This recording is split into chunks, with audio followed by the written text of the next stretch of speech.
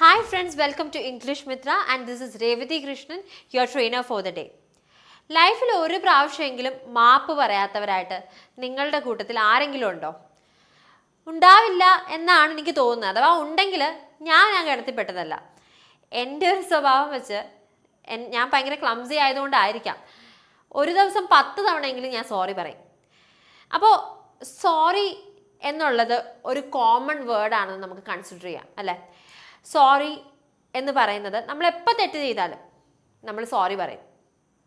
പക്ഷേ ഈ സോറി എന്ന വാക്കിൻ്റെ ഒരു പ്രശ്നം എന്ന് പറഞ്ഞാൽ വളരെയധികം ഓവർ യൂസ് ചെയ്യപ്പെട്ട ഒരു വാക്കായിട്ട് സോറി മാറിക്കഴിഞ്ഞിരിക്കുന്നു. എന്ത് ചെയ്താലും സോറി, അതിപ്പോൾ വലിയ തെറ്റാണെങ്കിലും ചെറിയ തെറ്റാണെങ്കിലും സോറി സോറി. നമ്മുടെ മുഖത്തെ എക്സ്പ്രഷൻസ് മാത്രമാണ് മാറുന്നത്, വാക്ക് മാറുന്നില്ല. അപ്പോൾ ഇന്ന് നമ്മൾ എന്താ ചെയ്യാൻ പോകുന്നതെന്ന് വെച്ചാൽ നമ്മൾ സോറി എന്ന വാക്കിന് പകരം നമുക്ക് അപ്പോളജൈസ് ചെയ്യാൻ വേണ്ടിയിട്ട് യൂസ് ചെയ്യാൻ പറ്റുന്ന കുറച്ച് നല്ല ഫ്രേസസ് ആണ് ഇന്ന് പരിചയപ്പെടാൻ പോകുന്നത്.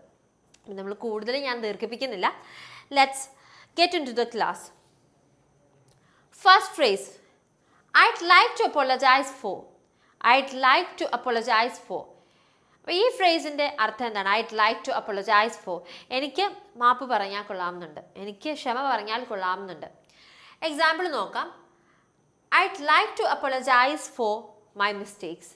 എൻ്റെ തെറ്റുകൾക്ക് വേണ്ടിയിട്ട് എനിക്ക് മാപ്പ് പറഞ്ഞാൽ കൊള്ളാമെന്നുണ്ട്. എൻ്റെ തെറ്റുകളുടെ പേരിൽ എനിക്ക് മാപ്പ് പറഞ്ഞാൽ കൊള്ളാമെന്നുണ്ട്. I'd like to apologize for. It's a formal usage. വളരെ ഫോർമലായിട്ട് സോറി പറയാൻ വേണ്ടിയിട്ട് യൂസ് ചെയ്യാൻ പറ്റുന്ന ഒരു ഫ്രേസ് ആണിത്. Moving on. Pardon me for this. Pardon me for this. ഈ ഒരു പ്രവൃത്തിക്ക് എന്നോട് ക്ഷമിക്കുക, ഇതിന് എന്നോട് ക്ഷമിക്കുക. Pardon me for this. For example, pardon me for being late to the meeting. മീറ്റിങ്ങിൽ ലേറ്റ് ആയിട്ട് വന്നതിന് എന്നോട് ക്ഷമിക്കുക എന്നുള്ള രീതിയിലുള്ള ഫ്രേസാണ്. So pardon me for this, just like the first phrase that we discussed. Pardon me for this is also an official phrase, very formal phrase which I would suggest you to use in offices or in official parties. ഒരിക്കലും informal ആയിട്ടുള്ളൊരു സിറ്റുവേഷനിൽ ചെന്നിട്ട് pardon me for this എന്ന് പറയാൻ നമുക്ക് പറ്റില്ല. So it's A very old English phrase എന്ന് പറയാം. pardon itself is an old English word. So pardon me for this, എന്നോട് ഇതിന് ക്ഷമിക്കുക. Moving on to the next one. I am ever so sorry. I am ever so sorry. This is a very informal phrase. വളരെ informal ആയിട്ട് വളരെ beautiful ആയിട്ട് sorry പറയാൻ പറ്റുന്ന ഒരു ഫ്രേസ് ആണെന്ന് എനിക്ക് പേഴ്സണലി തോന്നുന്നുണ്ട്. I am ever so sorry.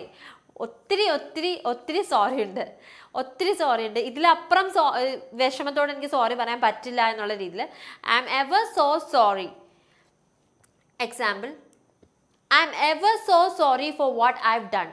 ഞാൻ ചെയ്തതിന് ഞാൻ നിങ്ങളുടെ അടുത്ത് വളരെ സങ്കടത്തോടു കൂടി, ഭയങ്കര മനസ്താപത്തോടു കൂടി ക്ഷമ ചോദിക്കുന്നു. I am ever so sorry for this. Moving on to the next one, which is I beg your pardon. അതിന് ഞാൻ എക്സാമ്പിൾ സെൻറ്റൻസസ് ഒന്നും പറയുന്നില്ല because the phrase itself is a sentence. I beg your pardon, എന്നോട് ക്ഷമിക്കണം. So that is the meaning. I beg your pardon, എന്നോട് ക്ഷമിക്കണം എന്നാണ് നമ്മൾ പറയുന്നത്. So this one is also a very formal way of saying sorry. I beg your pardon. As I told you before, pardon is a very old English word which is not quite used right now. ചില സമയത്ത് നമ്മൾ എന്തെങ്കിലും പറഞ്ഞത് കേട്ടില്ലെങ്കിൽ I beg your pardon എന്ന് ചോദിക്കുന്നതല്ലാതെ I've never heard people apologizing using I beg your pardon. But it is a very formal way to apologize to someone when you have made a mistake. Moving on to the next phrase, excuse me. So excuse me ഒരു sorry പറച്ചിലായിട്ട് use ചെയ്യാൻ പറ്റുമോ? Excuse me എന്ന് പറയുന്നത് നമ്മൾ ആളുകൾ മാറാൻ വേണ്ടിയിട്ടില്ല excuse me എന്ന് പറയുന്നത്. So actually excuse me when you are saying you are saying somebody sorry for interrupting them or ഇടയ്ക്ക് കയറുന്നതിന് സോറി പറയുന്നതാണ് എക്സ്ക്യൂസ് മീ ഞാനൊന്ന് പൊക്കോട്ടെ. So that is actually not a command.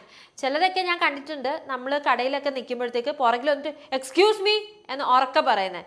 So please understand that this is not a command, you are requesting someone. അതെ, ഒരു request ആണ്, ഒരു sorry പറച്ചിലാണത്. So here excuse me is please excuse me for this time. ഈ ഒരു പ്രാവശ്യത്തേക്ക് എന്നെ ഒന്ന് എന്നോടൊന്ന് ക്ഷമിക്കോ, ഈ ഒരു പ്രാവശ്യത്തേക്ക് എന്നെ വിട്ടേക്ക്. എന്നുവെച്ചാൽ ഇനി ഞാൻ ഈ തെറ്റ് ആവർത്തിക്കില്ല, ഈ ഒരു പ്രാവശ്യത്തേക്ക് മാത്രം എന്നെ ഒന്ന് വിട്ടേക്ക്. So that is the usage of excuse me. Moving on to the sixth one, I am really ashamed. എനിക്ക് നല്ല നാണക്കേട് തോന്നുന്നു, ഇങ്ങനെ ചെയ്യാൻ പാടില്ലായിരുന്നു, എനിക്ക് നല്ല നാണക്കേട് തോന്നുന്നു, ഞാൻ അങ്ങനെ ഒരിക്കലും ചെയ്യാൻ പാടില്ലായിരുന്നു. ഇപ്പം അതിനെക്കുറിച്ച് ആലോചിക്കുമ്പോൾ എനിക്ക് ശരിക്കും നാണക്കേട് തോന്നുന്നു. For example, I'm really ashamed for what I did. ഞാൻ ചെയ്തതിനെക്കുറിച്ച് ആലോചിച്ച് എനിക്ക് നല്ല നാണക്കേട് തോന്നുന്നു. Moving on to the last one, my apologies. My apologies is a very formal and a very posh and very, very tight-fitted apology. വളരെ tight-fitted ആയിട്ട് my apologies, എൻ്റെ ക്ഷമാപണം, അത്രയും തന്നെ. അതിൽ കൂടുതൽ സെൻറ്റൻസസിൻ്റെയോ എക്സ്ട്രാ അഡീഷൻസിൻ്റെയോ ആവശ്യമില്ല. My apologies, I am sorry എന്ന് പറയുന്നത് പോലെ തന്നെയാണ് മൈ അപ്പോളജീസ് എന്നുള്ളത്. വേറൊരു രീതിയിൽ നമ്മൾ പറയുന്നു എന്ന് മാത്രം. So when you say my apologies, it simply means that I am sorry. So ഇതൊക്കെയാണ് നിങ്ങളുടെ ഡെയിലി സോറീസിന് പകരമായിട്ട് യൂസ് ചെയ്യാൻ പറ്റുന്ന phrases. So I hope that നിങ്ങളെല്ലാവരും ഇനി സോറി പറയാൻ കിട്ടുന്ന ഒരവസരവും പാഴാക്കരുതെന്ന് മാത്രമല്ല, നമ്മൾ ഇന്ന് പഠിച്ച പുതിയ ഫ്രേസസ് യൂസ് ചെയ്ത് നിങ്ങൾ സോറി പറയുകയും ചെയ്യണം. I hope that this class was informative for you guys.